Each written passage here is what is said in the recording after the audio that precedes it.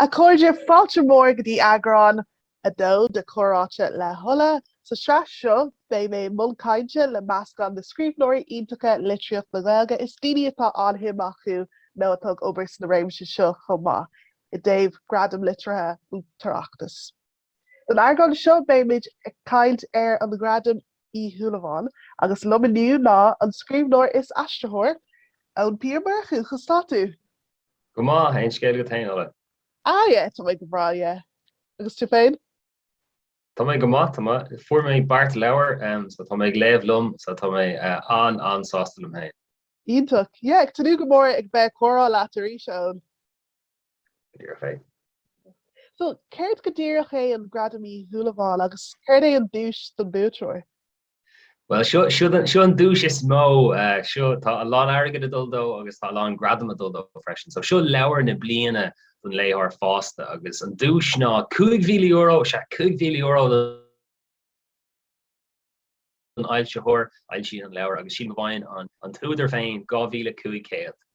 mar sin tá anna gradam a baint leis an dúis seo a bhaint. Agus tá sé mar chuid denna comórta seo gradam litrathe an reachtais tá réimsí éagsúla an ach seo beidir an ceann is mó bhfuil airgid agus bhfuil gradam a baint leis. Wow, sin an dúis ar fád nach bhfuil. Well, buic sa dí atá leabhar daistigh na hain istigh ar thuais eile ach níos sé istigh ar an dúis seo ach sílim go mbeadh gach fáilteoir agus gach scríbhneoir Gaeilge ag iarraí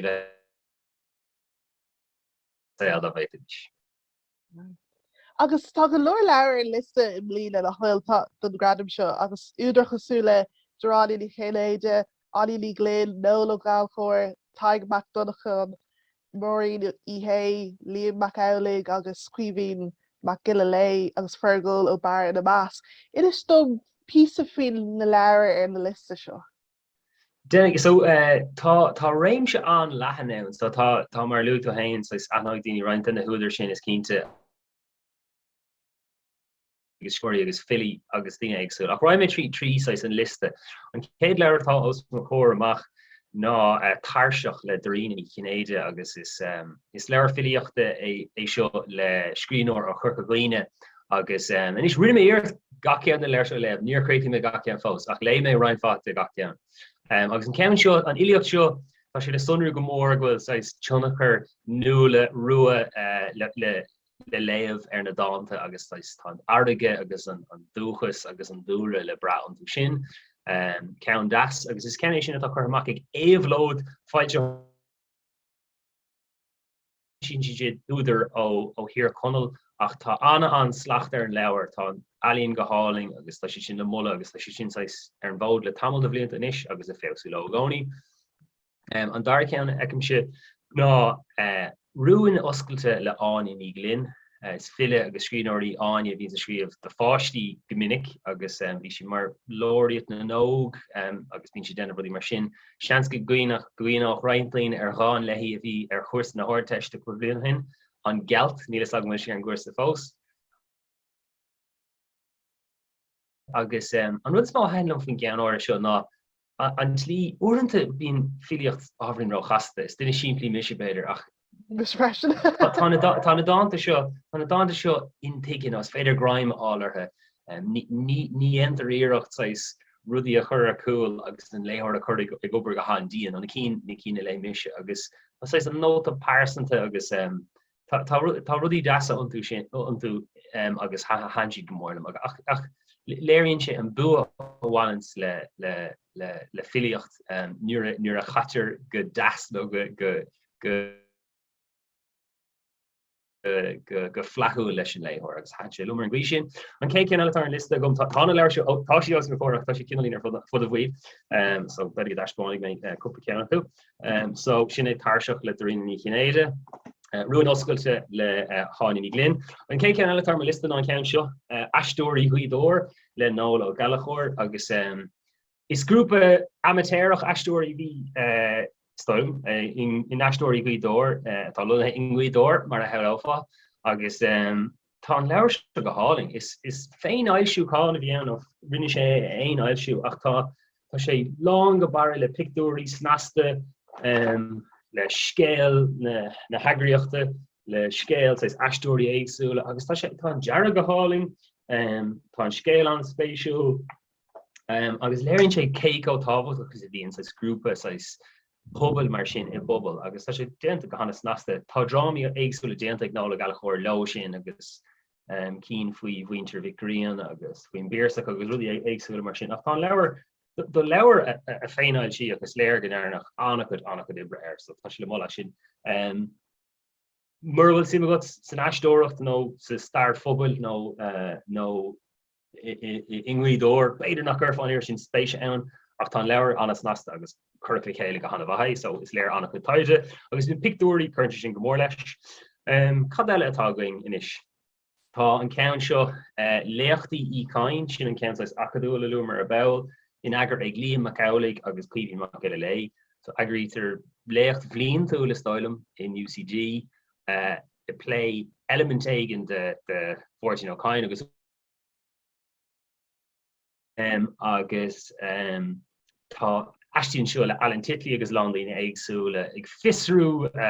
an charachtar an scríóir agus star version Eoin so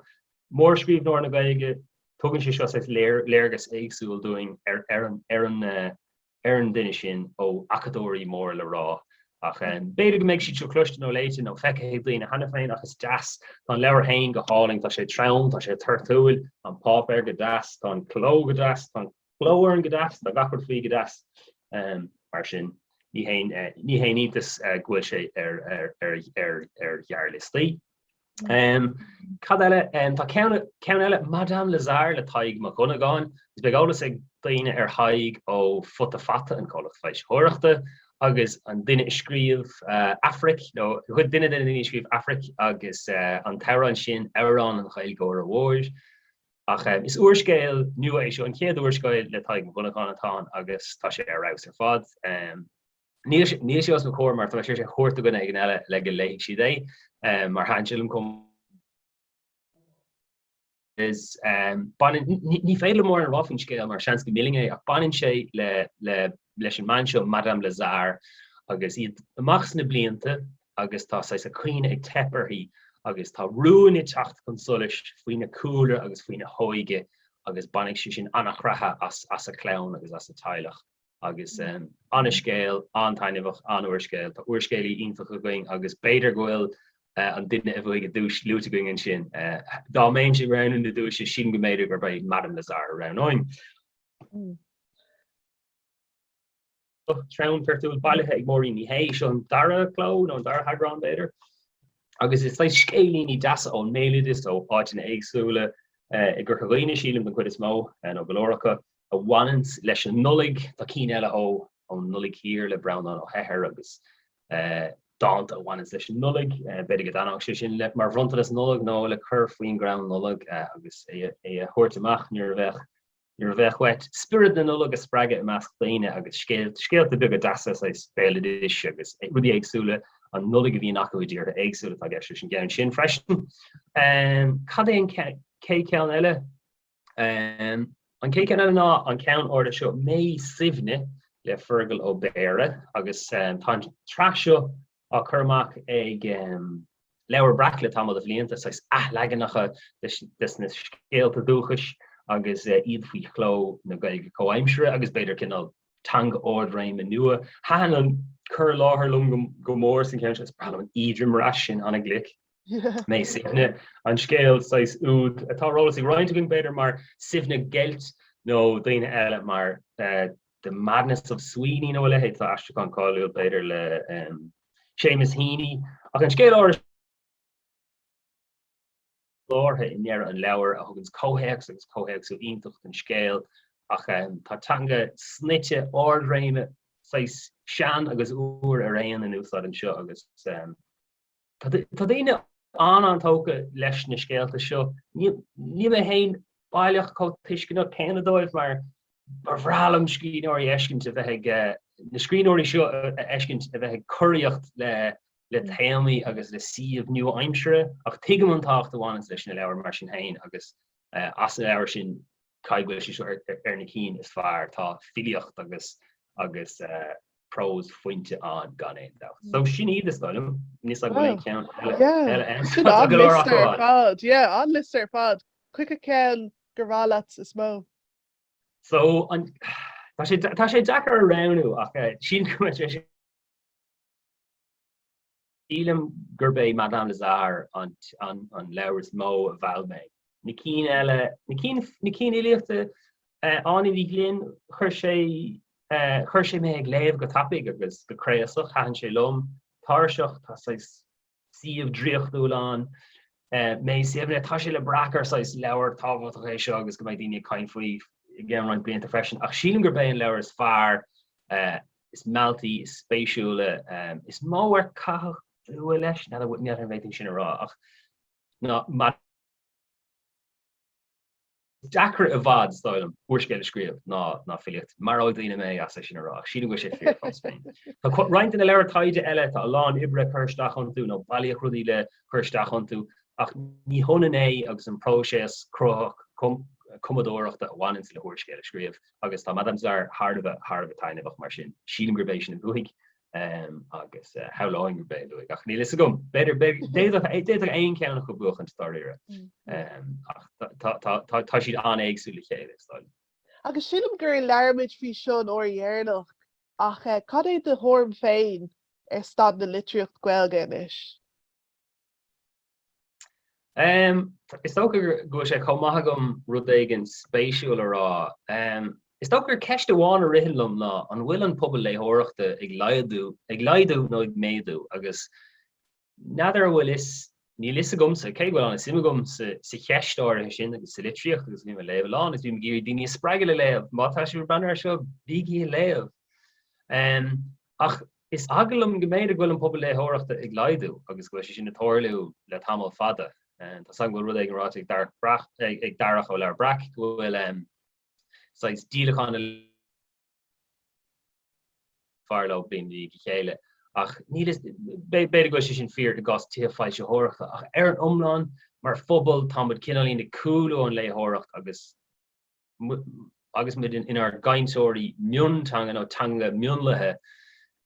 tá léthireacht thar táhaach mar tugann sé áitúing atá lánghaileach agus a thugann severis agus a thugann sais frám a tagartha doing tuiscinnte áil ar an dahan agus ar danga a hebrú mar gomíid a pléiles an méle in iiri sin nó gomín an béirle le closaing chomininic sin go sé fíorthach áite bheit going thubar as ar féidirling a bheit tarint isce chun muid agus ar swainte agus ar gaint agus gacha in the enemy a hebrú. Is agalum geméidir nach sin natóirle ach ní is agam níl figurí agam a léiríon sin ní is agam bhfuil géanana ach tá bhéon búr faoi sin ceist eile cad faoin litríocht agus tá rudí áirithe anna bh an tá an publiscríon óirí an dílis ach tá 5 óra an mar eitidomíid agus sílim bhfuil an litríocht a bhádró chamadach a bhádró acadúil a bhádró ordíntanach orintanta beidir go sé láb nó le dránach agus róhrad siúnta. A tuair faoi seanraí nua, seanraí éagsúla, sais fantasíocht, fictionóíocht, románsíocht, gacha einsáis rud ground níachtar mór an de sin nó óíochtaí nó popóíocht nó síóíocht nó popsíóíocht nó rudí dá lehéid rudí dána rudí éagsúil rudí ata sin ghfuil cé go méidir go gapan daine tá bheit cad go aon rá sa bheige is i deirfá sa bhéirle ní dáling go sin fear tá daine a bhád éir níos cuairmí faoin aber genre é úfás sa bhéirle agus ach neidir bhfuil aonrad sa genre sin doir sa bheith seachas coppla astruáin an seo an siúd. Agus cén taú tú géirí go tuachfá ar litre fa bhil go mar sin ó glúisteach faoi le an. Tá glúiseacht óra an tá daine óga aber haib na filiochta beidir go sí na crothú níos mó fí seán agus fístánt agus sin rud spéisiúil ach neidir bhfuil an bhfuil buine a baint le sin. Beidir go ben rud is fusa na scríóirí atá an má tá sé bhgéiste le seo scríbhí rud éigen éagsú rud éigen a dhéironn níos ná ar an gná léthir ar an cí léthireacht. Bhí na bhád an nómaracha den ic sin trám a dhéirins agnóliacht inmheannach an duine agus Sin go spáideach is. níl dóhan den sais noir nó crime fiction nó aonrad mar sin ní mór an de an agus in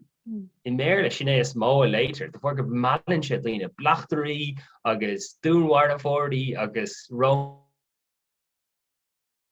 romansíocht chicklit wadís me an stuff sin a tastal. So mat tú géisi seo agus má scríar tú scríb rud aigen bid gan tú tá mo chumas a bad ar na ordah sin well ban trédas Jane rud aigen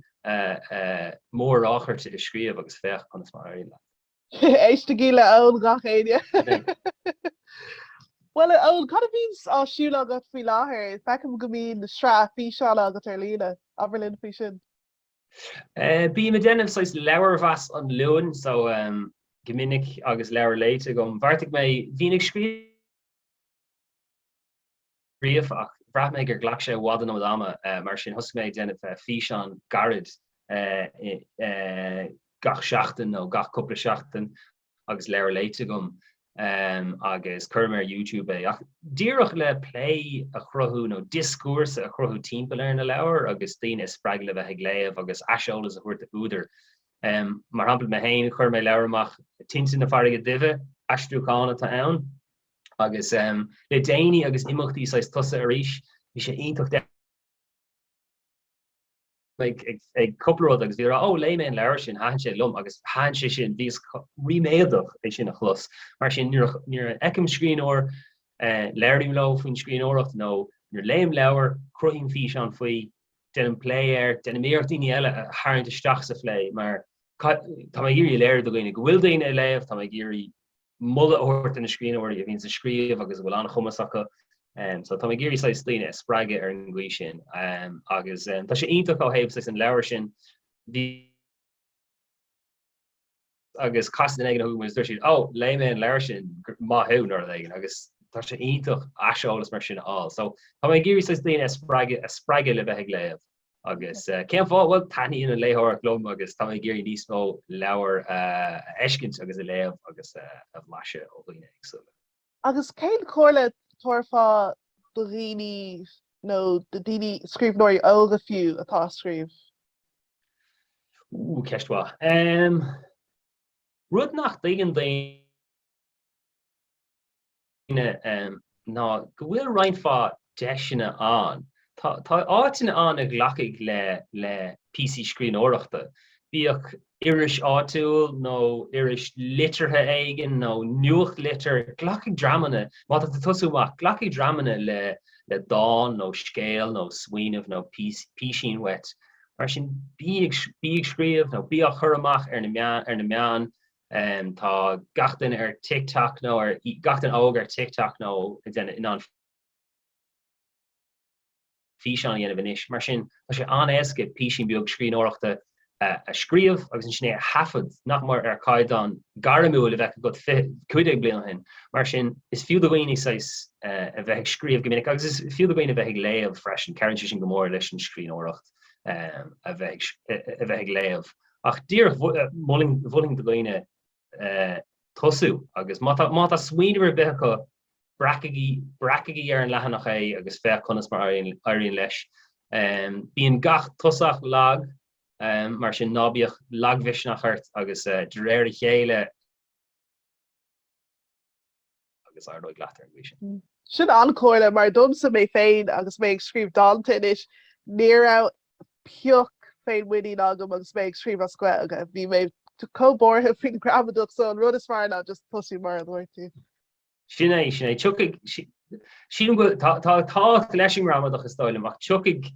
sé sin tá agurthirí an na gáí bín si cráite go féin tá elementí áire a ramadach na gaige tá fíor chasta ach is fiú a bheith scríomh agus a crothú cuma péir hín se scríomh agus cuma rudí agus ba chumalom faoi nílas an cáhaisi ach scríos a lá an rudí agus méid sinna déag agus tá cinnte a bheith in isí nach an áirí le caiú tosú chun chumas a bhaintach ná hasí wes máistrucht a bhaintach a rud caiú tosú a bheith dhéanamh go réalta agus go minic agus de réir chéile fléáide. Ítach. Well bhí se go hála leir leat ón agus gur míle mágat a sucht seachtar choráte le óla éis. Agus Gur míle sin é a maith liom. chuirde don lé nniu, cé bhélum don céad agran eile, well fechaid gur míle mágaí.